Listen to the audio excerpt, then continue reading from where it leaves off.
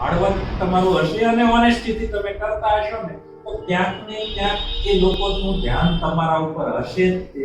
ધીરજ રાખજો. અને છેલ્લે એક નાની એવી વાત કહી દઉં કે આ એમણે ધ્યાન રાખ્યું એના ઉપરથી મને યાદ આવી કે નારદ મુનિ જંગલમાં નીકળ્યા, એમાં એક સાધુ તપ કરતા હતા અને નારદ મુનિ એમને મળ્યા, પગે લાગ્યા. સાધુએ કીધું ક્યાં જાઓ છો? કે સ્વર્ગમાં જાઓ છો. તો કઈ કહેવું છે તમારે? સાધુએ કીધું હું એટલા વર્ષથી તપ કરું છું, હવે કેટલું મારે તપ કરવાનું છે એ પૂછતા આવ્યું. વળી આગળ ગયા હતા એક યુવાન સાધુ તપ કરતો હતો. એને પૂછ્યું હું સ્વર્ગમાં જાઉં, તારે કઈ કહેવું છે? તો કે ના, મારે કઈ કહેવું નથી. નારદ ગયા અને પાછા વળ્યા.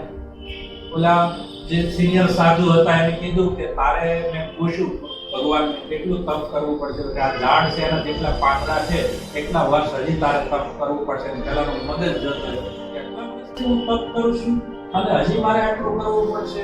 એનો ગુસ્સો એટલે એમ કે ભગવાન નથી, મારે તપ કરવું નથી. પછી પેલા યુવાન સાધુ પાસે ગયા કે તારે તો હજી અસંખ્ય વર્ષો સુધી તપ કરવું પડશે એમ.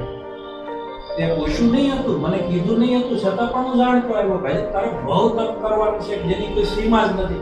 અને પેલો યુવાન નાચવા માંડ્યો. એટલે નારદ મુનિ કે તારે દુઃખી થવું જોઈએ. તો કે ના, દુઃખી મારે નથી થવું. જેટલા વર્ષ તપ ભલે કરવું પડે એટલું, પણ કોઈને ખબર તો છે ને હું અહીંયા તપ કરું છું. ભગવાનને કમસે કમ ધ્યાન તો છે ને હું તપ કરું છું. એમ હાર્ડવર્ક ઓનેસ્ટીથી કરીએ છીએ, વ્યવસ્થિત રીતે કરીએ છીએ, એની લોકો ધ્યાન રાખે છે, એ જ આપણી સફળતા છે, કમાણી છે. બાકી બધું તો પાછળ ધીમે ધીમે આવશે છે. એટલો શાંતિથી સાંભળ્યો ને આ તક મને આપી એ બદલ આ બધા આયોજકો જે કંઈ પ્રશ્નો સારું કામ છે. મને પહેલી વાર ખબર પડી અજયભાઈ વાત કરી ત્યારે કીધું તમે આવશો.